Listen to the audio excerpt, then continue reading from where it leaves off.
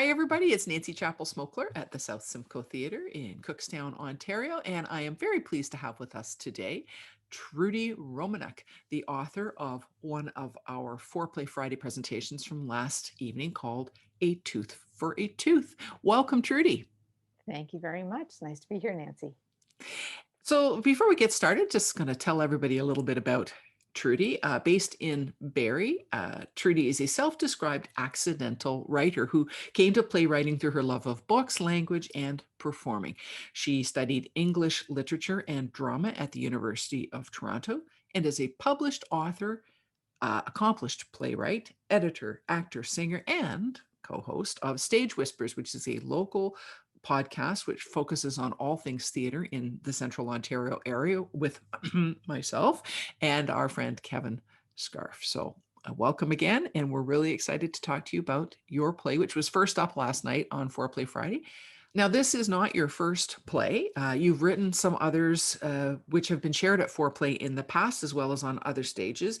And one in particular, which is called Bright Daybreak, is being workshopped for the first time virtually and presented as a public reading at the Stage One Festival of New Canadian Works in Calgary on June the 5th of this year. So, given all that, how has your approach to writing plays evolved over the years? And do you take a different approach when writing a short play such as A Tooth for Tooth versus a longer play like Bright Daybreak? Yeah, I think that the two halves of that question are kind of intertwined. So I would say that the long plays take more planning in general, whether it's a historical play in a historical setting at least, or a contemporary play. That is also a major factor because with the historical ones, usually, almost always, more research is required. And I have a tendency to fall down rabbit holes on a regular basis when I'm researching because I love research. I'm so fascinated by the things that have previously happened. Yeah, so those are the two main things is long versus short and contemporary versus historical. So for the contemporary versus historical, a lot of time is spent on the research before I actually get into the writing. And for the long versus short, in general, I would say that the long takes more planning. But I think the other factor here is that my playwriting has evolved over time, and I have learned. I guess I've learned to be maybe a little more efficient in my planning, but I've also learned that I need to do more planning. So maybe Mhm. those two things balance each other out. Um, I think I've learned now that just going in and writing scenes, that sometimes works. But if I don't have a sense of where the play is going, for me personally, lots of Mhm. playwrights write differently. But if I don't have a sense of where the story is going, then I can wait around for a really long time and Mhm. have to rip the script apart multiple times over before I finally figure out what it is I'm trying to say. And I think that's a very interesting point that you make about the historical versus contemporary. And of course, Bright Daybreak is a historical piece, and it's been through various different iterations. But I know that the research that you put into that and the time that you put into that has just made it such a wonderful piece. So I know we're very excited to see how that translates into the presentation on June 5th. And A Tooth for Tooth, obviously, it's a shorter play. And how did you come to actually write that one? Because I think there was something that you had written that for specifically before it came to us, or was that specifically written for Actually, it foreplay? was specifically written for foreplay. Okay. It was so exciting to have the precursor to Bright Daybreak in foreplay in 2019. Hmm. And I was very aware that writing a war play filled with all kinds of men in the cast, and it was very long. That's a big ask of foreplay to put on such a long piece with so many actors involved, especially male actors, which are sometimes hard to come by. Hmm. So I wanted to write something for foreplay to submit in the possibility of it being included in foreplay. But I didn't want it to be hugely long. I didn't want it to have only men, and I didn't want it to have a whole lot of people because I was aware that sometimes that makes it a little easier to present a piece. Mhm. And so I thought something short could be fun, and also I had spent so many years working on this war play, which is Mhm. very serious and very emotional for me to work on. I just wanted to write something fun. Yeah. So that was my motivation. Okay, something short, fun, with only women, and I Mhm. wanted the plot of the piece to be about the women. I didn't want it to be about fighting over a jealous, a Mhm. jealous wife fighting over a husband with a mistress. I didn't want it to Mhm. be anything that was focused on the man who was just not there. I Mhm. wanted it just to be the women. So that was the goal that I set for myself, and yeah, I did write it specifically for foreplay. And it was lovely. It was really a neat, and it was different than anything else that I've seen you write before. So it was very neat to see that, and I think it came across. I think those approaches that you took to kind of package it that way came across extremely well. I was very enjoyable. Thanks. Now, not only as a playwright, but you're also a published author of a novel, and you've written a number of nonfiction works for young readers. How do writing in those genres differ from playwriting, or does it? It does. It differs in a number of ways, and yet it's similar in a number of ways as well.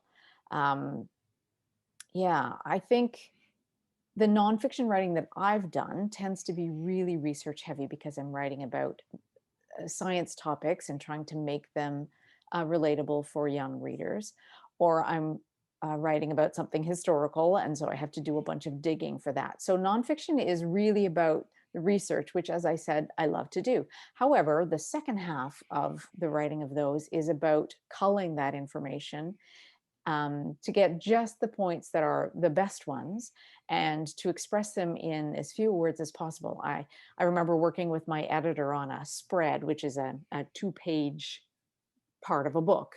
Mhm. So you've got the two services, and I needed to get the content down to 400 words over those 2 pages. And I think that the information that I wanted to get on there was like 900 pages in my first draft.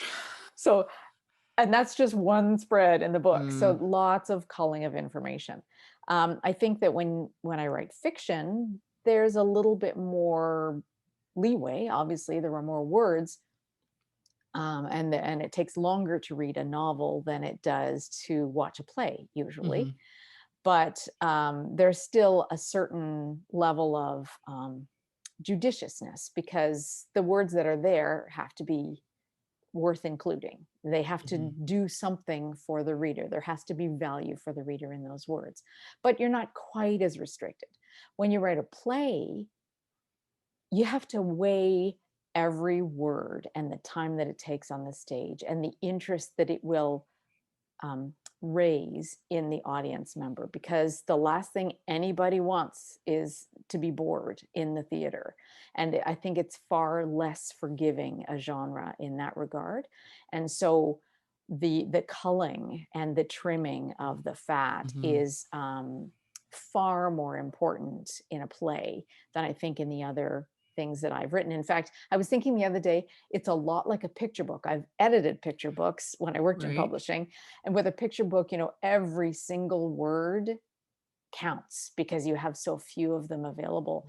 And I right. feel like with a play, it's a very similar concept because the value of each word has to really pull its weight to be worth the second that it takes to speak it on the stage.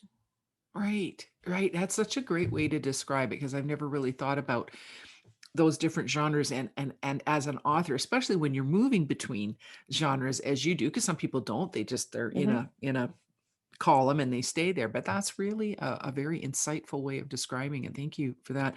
Mm. So having said that, do you have a preference? Do you have a preference in writing novels, nonfiction, or playwriting?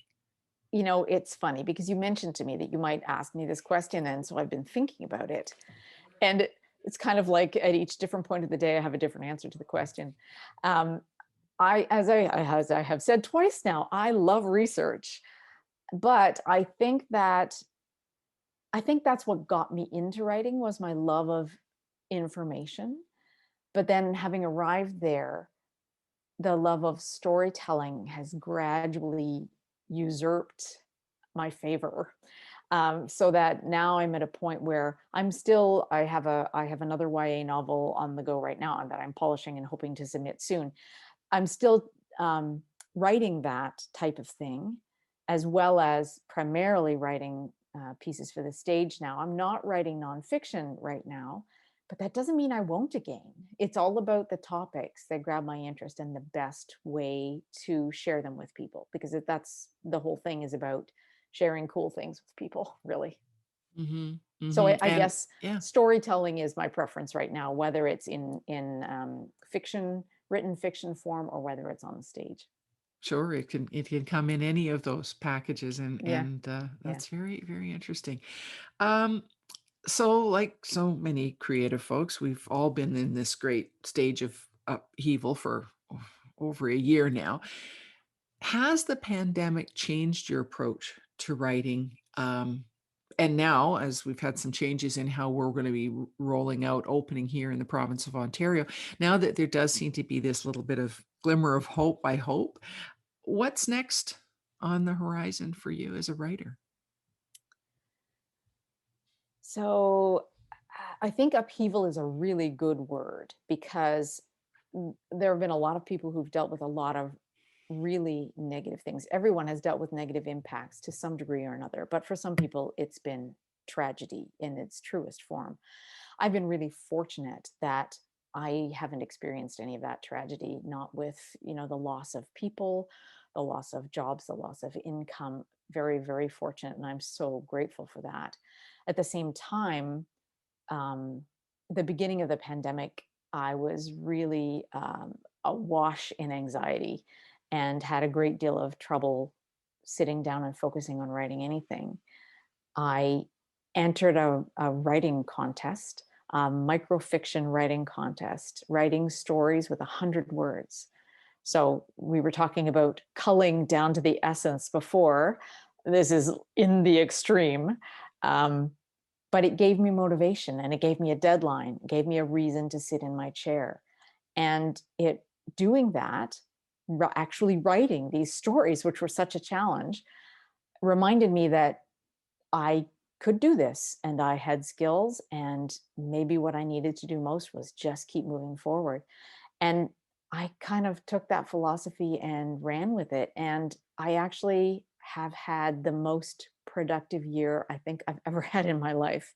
So I have a number of things on the go. I have two short projects with a local professional theater company that will be unveiled hopefully soon. And the first work for the stage that I ever wrote, which is a one-act youth musical called The Tales of Andergrim, is being remounted by the Kempenfelt Community Players, which is a local community theater group.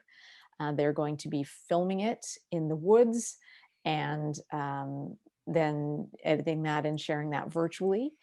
I'm waiting to hear if two of my 10-minute plays, one of them being A Tooth for a Tooth, get into two different festivals that I have submitted them to. The second one I wrote during the pandemic, I believe. Um, you mentioned that Bride Daybreak is being staged at Lunchbox Theater, part of Stage One out in Calgary, and that is my first theatrical piece presented by a professional company. So major milestone for me. I'm currently writing a new one act to submit to a contest, and also working on another full length play, and I have another one on the back burner, and I have an outline for the third that's already shaping up, plus polishing that YA novel that I mentioned. So in many ways, the pandemic did me a favor. With fewer commitments, I think I found the extra creative time that I needed to really, really push through some of that self doubt and just go, I'm going to ignore everything else. This is the one thing that's in my control. So this is what I'm going to do. Isn't that wonderful? It's per ardua ad astra. I mean, really, from out of sort of from adversity, you've really things Yeah. like you say, you've really moved some stuff along in a way maybe that you hadn't in the past. Isn't that's wonderful? Good for you. Yeah. That's It's, exciting to see people, as you say, many people have had really, really tragic and difficult times, but there are also stories of great hope and great movement in people's careers as well. And I'm so glad that you fall into that latter category. That's That's really wonderful. Yeah, thank you for that. I'm thrilled about it, but I just have realized that I didn't say anything about the production of A Tooth for a Tooth last night, and I have to say before we finish up here, what a fabulous reading that was. I was so pleased, never having heard it spoken aloud by any actors, anyone at all. It's always Oh, just been in wow. my head. And they did such a fantastic job. I was just grinning from ear to ear for the whole thing. So I just have to thank them so much for that. I so appreciated it. It was so exciting.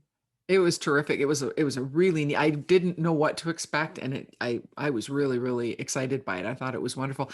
But you've had a busy night last night, so I do have to make mention that you in fact directed uh Jesus and the Body Snatchers by John Canwell, which was the third of the three plays that we presented last night. So you're everywhere. You're like the Scarlet Pimpernel. You're everywhere. You're just all over the place, but it was lovely. I was really thrilled by that play. So I hope the group that you've submitted it to recognizes the value of that, and hope you get another chance to have it presented somewhere. It was great. Well, I loved it. thank you. That would be awesome. So we'll see. And you've also got a couple of web pages and links that I'm going to add on the last slide of Oh, this thanks. video, so people will be able to find out more about what Trudee Romanek does at trudeeromanek.com. And then there's also a link to your book, Raising the Stakes, which we'll also include in that if people are interested in learning more about that particular piece of work that you've written, which is Well, thank you, wonderful. because it's about improv. So, theater people. They're people. Absolutely. They're everywhere. They're That's everywhere. right. Trudy, thank you so much for doing this. Thank you for the time that you've taken. We really appreciate also everybody who has signed in to participate and watch our Foreplay Fridays in this very different and virtual format. We're hoping that things will get back to normal, and that by next June, which is our usual time of doing this, that June 2022 will be back on the Yeah. stage at South Simcoe Theatre in the Old Town Hall in Cookstown. So we've all got our fingers crossed. Keep an eye on our social media pages to learn more about what's coming up for us in the future. Trudy, thank you again, and we look forward to seeing more of your great works. And I'm sure we'll be hearing about them from a variety of platforms. So thank you for your time. Well, thanks. And thanks to Simcoe Theater for Foreplay at all. It's such a great opportunity for playwrights. Really appreciate it. Indeed.